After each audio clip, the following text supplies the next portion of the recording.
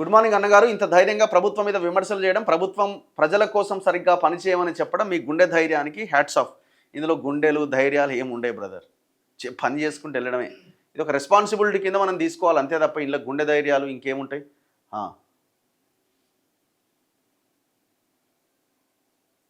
రఘు అన్న వద్దు ఎవరో నీకు స్వార్థం ఉంది అన్నారు. ఎస్, రఘు అన్నకు స్వార్థమే. తెలంగాణ అంటే స్వార్థం, తెలంగాణ ఇంటిగ్రిటీ అంటే స్వార్థం, తెలంగాణ ఇష్యూస్ అంటే స్వార్థం. Thank you brother. చలో సార్, అసైన్ ల్యాండ్స్ పట్టా గురించి మాట్లాడండి. ఇప్పుడు సాదా బైనామాలకే దిక్కు లేదు, అసైన్ ల్యాండ్స్ గురించి మాట్లాడతారా? ఇప్పుడు చివరికి ఏడు దాకా వచ్చిందండి. అసైన్ ల్యాండ్స్ మొత్తం వాళ్ళ చేతుల్లో ఎందుకు ఉండాలి? ఏదో ఒక పేరు చెప్పి ఆ భూములు గుంజుకోవాలనే ప్రయత్నంలో ఉన్నారు. అప్పుడు అంతే ఉంది, ఇప్పుడు అంతే ఉంది. అన్న సీతక్క ఇసుక స్కామ్స్ గురించి ఎందుకు మీరు మాట్లాడరు? కొన్ని వేల లారీలు పెట్టి రోజు ఇసుక మూవ్ చేస్తున్నారా? ఖచ్చితంగా దీని మీద ఫోకస్ పెడదాం, గ్రౌండ్లోకి దిగుదాం. మనకేమి వీళ్ళు దగ్గర వాళ్ళ దూరం అనేది ఏం లేదు అక్కడ. అన్న వాటర్ డిపార్ట్మెంట్లో మీటర్ రీడర్స్కి 3 నెలల నుంచి శాలరీస్ పెండింగ్లో పెట్టిరట. 3 నెలల నుంచి శాలరీస్ లేకపోతే ఎట్లా? ఎమ్మెల్యే శాలరీ ఆగిందా? ముఖ్యమంత్రి శాలరీ ఆగిందా? మరి వీళ్ళ జీతాలు ఎందుకు ఆగుతాయండి? చిన్న 10,000 20,000 జీతాలు. పెండింగ్ బిల్స్ 2017 అరియర్స్ ఆర్టీసీ వాళ్ళు అడుగుతున్నారు, అన్ని పెండింగే. రైతు భరోసా 3 ఎకరాలకే చక్కగా ఇస్తలేడు. మళ్ళీ ఎందుకో 5 ఎకరాలు 10 ఎకరాల లిమిట్ ఏంది? అరే ఏదో ఒక లిమిట్ పెట్టమనండి ఫస్ట్. ఎన్ని ఎకరాలకి ఇస్తాడో తర్వాత.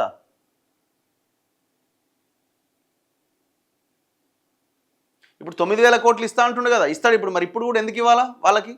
సరే, మొన్నటిసారి 2 ఎకరాలకు 3 ఎకరాలకు పరిమితం చేసింది అనుకుందాం. మరి ఈసారి ఎందుకు ఇవ్వాలి? అది కూడా అన్యాయమే పాపం. ఇప్పుడు 3-4 ఎకరాలు ఉన్న వాళ్ళకి ఇంతవరకు రానట్టుంది పోయినసారి. మరి వాళ్ళ పరిస్థితి ఏంది? వాళ్ళు కూడా పేద రైతులే కదా. 5 ఎకరాల లోపున్న వాళ్ళంతా పేదోళ్ళే కదా. సామాన్య ప్రజలు మారి ప్రభుత్వాలపై తిరగబడితేనే మంచి రోజులు అనేవి ఉంటాయి, అంతే.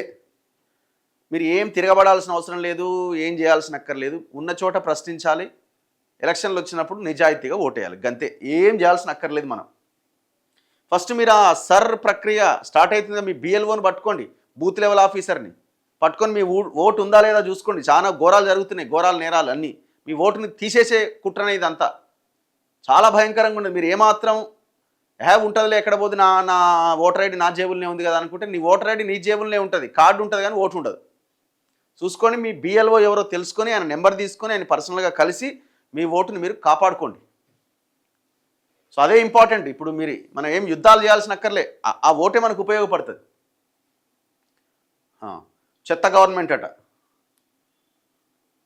అన్న. ఇంకా రైతు భరోసా పడలేదు. మరి పడుతుందేమో. 9 రోజులు అన్నాడు కదా, 1 రోజు అయిపోయింది, 2 రోజులు అయిపోయిందా, 1 రోజు అయిపోయింది. ఇవ్వని భరోసాలు ఎందుకన్నా? మద్దతు ధర ఇస్తే చాలన్నా పంట పండించిన రైతు లబ్ధి చెందుతాడు. వాస్తవం ఇది అసలు. యాక్చువల్గా ఏ రైతు భరోసాలు ఏం అక్కర్లేదు బస్. పండించిన పంటకి మీరు 9,000 కోట్లు ఖర్చు పెడుతున్నారు కదా, చలో అదే 9,000 కోట్ల రూపాయలు పంట పండించిన ధాన్యానికి బోనస్ అని చెప్పండి. దానికి అక్కడ ఖర్చు పెట్టండి. అసలు ఇక భూమి ఉన్నదా లేదా ఏం పక్కన పోతుంది. ఎవరు రైతు పండిస్తే ఆ ధాన్యానికి మద్దతు ధర వస్తుంది. ఎట్లా 50-60 ఎకరాలు ఉన్నాడు, వాడు పండించాడు, ఎవరికో కౌలుకి ఇస్తాడు. సో కౌలు రైతే తీసుకొస్తాడు ధాన్యాన్ని దగ్గరికి. ఈ పాస్బుక్ ఇదంతా పక్కన పెట్టండి.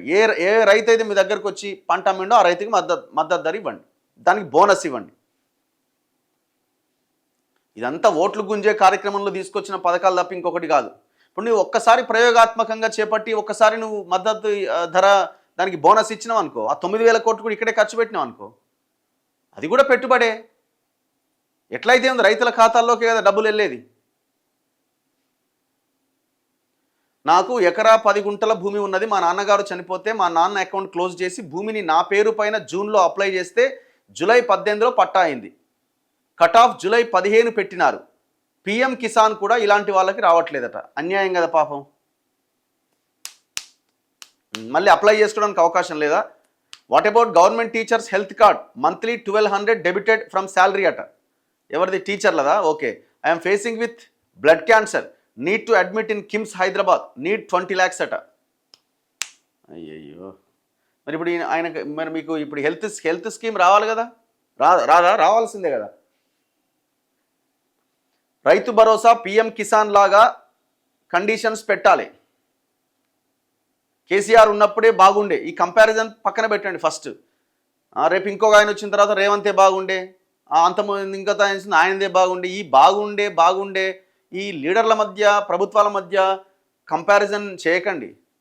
ఫస్ట్ మనం ఏం కోరుకున్నాం, ఎందుకు తెలంగాణ వచ్చింది, అది సాధించినామా లేదా దాని మీద ఫోకస్ చేయండి. ఎడ్యుకేషన్ ఉందా, హెల్త్ ఉందా, ఉపాధి ఉందా, దాని మీద ఫోకస్ చేయండి.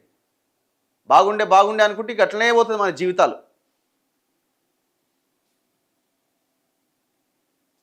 మరి భూమి లేని వాళ్ళకి ఏమి ఇస్తారన్నా భరోసా ఏది లేదు. అదే చెప్తున్నా కదా ఇంతసేపు, జీరో.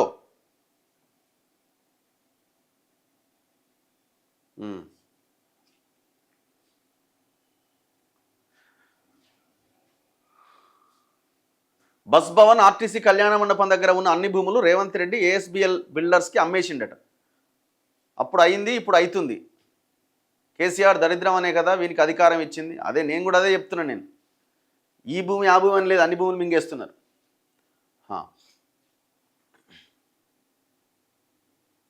నేటితో దేశంలో ఎక్కడా లేని విధంగా బంగారు తెలంగాణలోనే 6 డిఏలు పెండింగ్లో ఉన్నాయట. 4 సంవత్సరాలు ఆలస్యంగా ఇంకా రాని పీఆర్సీ. రేవంత్ నాయుడు గారి ప్రభుత్వం దరిద్రంగా ఉంది. అమరావతి గురించి మాట్లాడారు. ఇప్పుడు మావిగన్ గురించి మీ ఒపీనియన్ ఏంది? ఏదో ఒకటి చేసుకోండి బాబు. ఇప్పుడు ఆయన స్టార్టింగ్లో అమరావతి అన్నాడు చంద్రబాబు నాయుడు. అదే అమరావతిని ఫిక్స్ అయిపోయి ఉంటే అయిపోయేది. ఈయన 3 రాజధానులు 4 రాజధానులను ఈయన ఒక డ్రామా చేసిండు.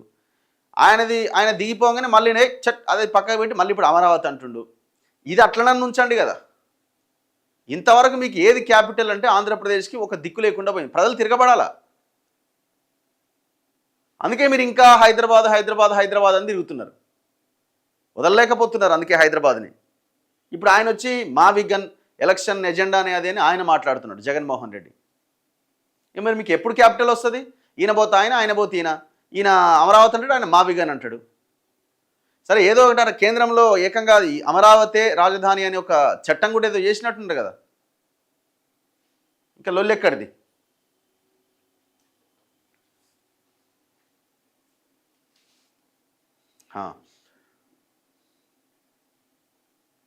కేసీఆర్, రేవంత్ రెడ్డి, కిషన్ రెడ్డి, రామచంద్రరావు గూడు పుఠాని దొంగలు. ప్రజలారా నమ్మకండి. ఓటు వేసేటప్పుడు జాగ్రత్త అన్న. హైదరాబాద్లో ఇతర రాష్ట్రాల వారికి ఉద్యోగాలు ఇస్తున్నారు, కానీ మన తెలంగాణకు చెందిన బీటెక్ డిగ్రీ చదివిన యువత ఎంతోమంది నిరుద్యోగులుగా ఉన్నారు. దయచేసి స్థానిక యువతలకు కూడా తగిన ప్రాధాన్యం ఇవ్వాలి. అరే ఎంత ఘోరం అంటే చాలా ప్రాంతాలు మల్కాజ్గిరి ఏరియాల్లో డబుల్ బెడ్రూమ్ ఇల్లు కూడా వాళ్ళకే ఇస్తున్నారట. డబుల్ బెడ్రూమ్ ఇల్లు కూడా వాళ్ళకి ఇక్కడ ఇల్లు అక్కడ ఇల్లు. ఏం అన్యాయం ఇది? ఈ రాజకీయ పార్టీలు ఏంటంటే వాళ్ళ ఓట్లు పోతాయనే భయంతోనే కూడా మాట్లాడతలేడు. మరి 90% పైన ఉన్న తెలంగాణ ఓట్లు ఏం కావాలా? మరి వాళ్ళ ఓట్లు వద్దా మీకు? ఇంత అన్యాయం జరుగుతున్నది. చిరంజీవి భార్యకి యాదాద్రి కమిటీలో సభ్యులుగా చేయడం మా దోస్తులందరూ నవ్విర్రట రేవంత్ రెడ్డిని చూసి. దేంతో నవ్వాలని కూడా అర్థమవుతలేదు. నవ్వడమే కాదు, దేంతో నవ్వాలని కూడా అర్థమవుతలేదు. ఇప్పుడు వీళ్ళు ఏమంటారంటే టీటీడీతో పోలుస్తున్నారు. అసలు టీటీడీతో కంపారిజనే లేదు కదండి. టీటీడీతో ఎట్లా కంపేర్ చేస్తారు? అక్కడ ఒక మెంబర్ ఎవరో ఉన్నారు, డైరెక్టరు. ఎవరైతే అక్కడ అధికారంలో ఉన్న పార్టీ అని ఉంటాడో ఆయనకి నచ్చిన వాళ్ళని ఆయన పెట్టుకుంటాడు. నాట్ ఓన్లీ తెలంగాణ నుంచి ఉన్నారు, కర్ణాటక నుంచి ఉన్నారు, తమిళనాడు నుంచి కూడా ఉన్నారు. దానికి ఒక పెద్ద చరిత్ర ఉన్నది, దానికి ఒక నేపథ్యం ఉన్నది. ఎందుకు డైరెక్టర్గా పెట్టిరన్న దాని గురించి.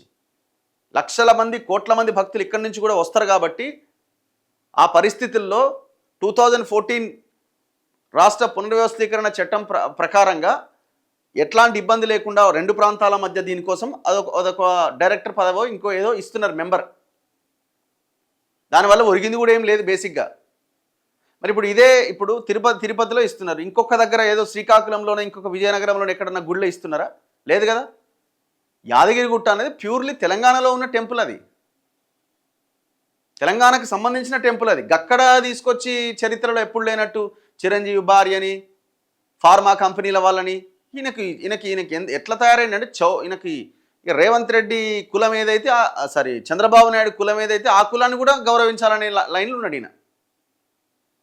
ఎవరు ఆయన? నాట్కో ఫార్మా ఎవరిది? అది వెంకయ్య చౌదరిది. ఆయనకు సంబంధించిన ఒక పర్సన్ తెచ్చిపెట్టిండు అన్న. ఇక వైటీడీఏ చైర్మన్ అయితే ఏకంగా ఒక రెడ్డి గారిని పెట్టిండు. ఇక నీకు వీళ్ళు తప్ప ఇంకెవ్వరు కనబడరా? గట్టిగా మాట్లాడితే బీసీలు మెంబర్ లేరా? మరి బీసీలు మెంబర్లే ఉండాలన్నా, చైర్మన్ ఎందుకు ఉండొద్దు? అసలు ఏంది ఇది? అసలు ఎటు పోతున్నది రాష్ట్రం? ఏం ఆలోచనతో నువ్వు ఈ పని చేస్తున్నావు? చిరంజీవి కోడలికి ఒకటి ఇస్తే మొన్న ఏదో రీసెంట్గా చూసినావు, ఎన్నో పదవో ఏదో ఇచ్చినావు. ఇప్పుడు చిరంజీవి భార్యకి, రేపు చిరంజీవికి కూడా తెచ్చిపెట్టుకో, చిరంజీవి కొడుక్కి, చిరంజీవి ఇంకా అందరికి ఇచ్చేయి, ఇక మొత్తం అందరికీ, వెంకటేష్కి, నాగార్జునకి. ఎందుకు ఇస్తున్నాడు ఇది? రేపు జిహెచ్ఎం సెలక్షన్లు ఉన్నాయి కాబట్టి చిరంజీవి మాతోనే ఉన్నాడని చెప్పుకోవడానికి. ఇది పెద్ద పొలిటికల్ డ్రామా. మరి దీని మీద బీఆర్ఎస్లే ఎట్లిస్తావా, ఈ గుట్ట యాదగిరి గుట్ట మాది కదని ఎవడన్నా మాట్లాడుతుండా? మళ్ళీ వాళ్ళకు భయం, జిహెచ్ఎంసీ ఎలక్షన్లో మళ్ళీ ఆంధ్ర వాళ్ళ ఓట్లు పోతాయేమో అని, చిరంజీవికి మేము దూరం అయితేమేమో అని. ఈ ఈ ఈ ఈ భావదారిద్ర్యం ఇట్లనే బతకండి మీరు, ఇక ఎవడు మాట్లాడకండి, ఇక తెలంగాణ ప్రజల్ని మోసం చేయండి.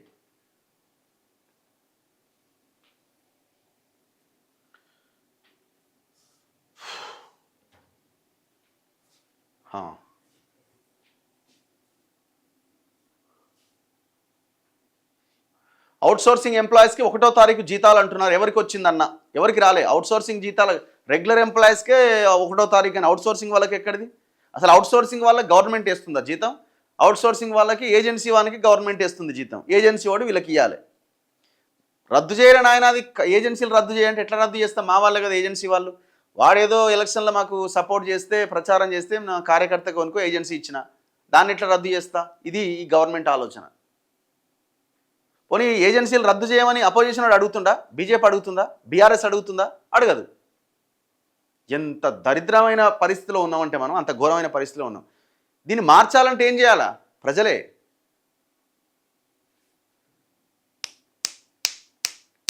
పొట్ట కూటి కోసం క్యాబ్ డ్రైవర్ కారు కొంటే రేషన్ కార్డు కట్ చేస్తున్నారట, కానీ 100 ఎకరాలు ఉన్నోనికి మాత్రం రైతు భరోసా ఇస్తున్నారు. మరి ఇది ఎక్కడిది? రేవంత్ రెడ్డి తెలంగాణను తాకట్టు పెడుతుండు. నిజంగా బాబు దగ్గరే తాళం ఉందట. ఇది ఇది ఇది నేను కూడా ఏకీభవించాల్సిందే. ఇది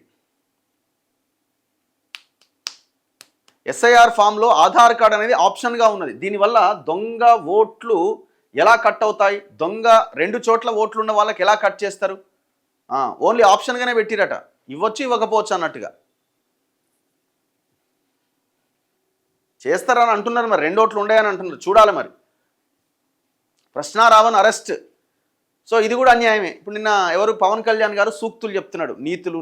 ఏంది రాజ్యాంగంలో ఉన్న ఆర్టికల్ 19 క్లాస్ 2 ప్రకారం అని అనుకుంటా ఓ పెద్ద లెక్చర్ ఇస్తున్నాడు. నువ్వు లెక్చర్లు ఇచ్చేది కాదనండి, ఫస్ట్ నీ క్యాబినెట్ నీ పదవిని నువ్వు చూసుకో. నీ పదవిని ఏమో లోకేష్కి అప్పచెప్పి నువ్వేమో గాలికి తిరుగుతున్నావు.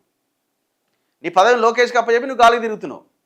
ఫస్ట్ నీ పరిపాలన మీద ఆంధ్రప్రదేశ్ ప్రజలకు ఏం హామీలు ఇచ్చారో వాటి మీద ఫోకస్ చేయండి. నువ్వేదో స్వేచ్ఛ గురించి నువ్వు లెక్చర్లు ఇవ్వాల్సిన అవసరం లేదు. నువ్వు ఎప్పుడైతే మాట్లాడినావో సోషల్ మీడియాలో వీడియోలు ఇది ఇక చక్కర్లు కొడుతున్నాయి చూడండి. మీ అపోజిషన్ పార్టీ వాళ్ళు ఇది వైరల్ చేస్తున్నారు. ఇంకో ఇది చూడు, గతంలో నువ్వేమన్నావు? బాధ్యతతో చెప్పండి, చట్టాన్ని గౌరవిస్తూ చెప్పండి, అప్పుడే మన ప్రజాస్వామ్యం మరింత బలపడుతుంది.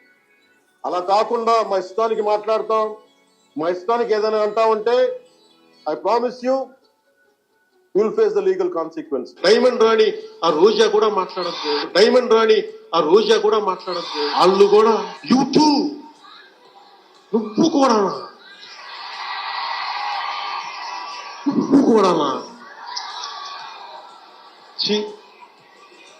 నా బతుకు చెడ తప్పు తీసుకొని పళ్ళు రాళ్ళ కొడతాను కొడకల్లారా. ఒక్కొక్కడికి చెప్తున్నా, చెప్పు అటు తిప్పి ఇటు తిప్పి పగిలిపోయేలా దవడ వాసిపోయేలా చెప్పు చెప్పు పెట్టి కొడతాను కొడకల్లారా ఒక్కొక్కడికి. ఇది రాజ్యాంగంలో ఉన్న ఆర్టికల్ 19 ఇదే చెప్పిందా? మరి ఆర్టికల్ 19 క్లాస్ 2 నీకు నీకు నీకు నీకు అప్లికేబుల్ అవ్వదా? ఏం శాలువా కప్పుకొని దీక్షలో ఉన్నంత మాత్రాన మీరు చెప్పేస్తే అయిపోతుందా? ఇక మీరు చేసిన పని ఏంది? తెలంగాణ బిడ్డల మీద మీ జన సైనికుల పేరుతో చేసిన విష ప్రచారము, భయంకరమైన దాడి సంగతి ఏంది?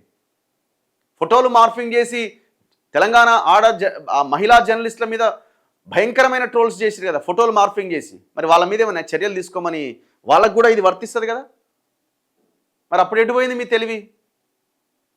ప్రశ్నారావణ్ లేదు కేవీఆర్ ఇంకెవరో మీ మీద ప్రశ్నించినప్పుడు వాళ్ళు ఏం మాట్లాడేది తప్పు కదా అని మాట్లాడుతున్నావు. సరే అది పక్కన పెడదాం. వాళ్ళు ఏం తప్పుగా మాట్లాడింది బండబూతులు మాట్లాడింది ఎక్కడ లేదు. అసలు ఆ కేవీఆర్ అయితే ఇంకా దారుణం. ఆయన అనని మాటని అన్నట్టుగా ఎఫ్ఐఆర్లో పెట్టి అన్యాయంగా అరెస్ట్ చేశారు. అసలు కేసే ఫేక్ కేసు అది. మరి నీ సంగతి ఏంది? మీ జన సైనికుల సంగతి ఏంది? వాళ్ళు మాట్లాడే బూతుల సంగతి ఏంది?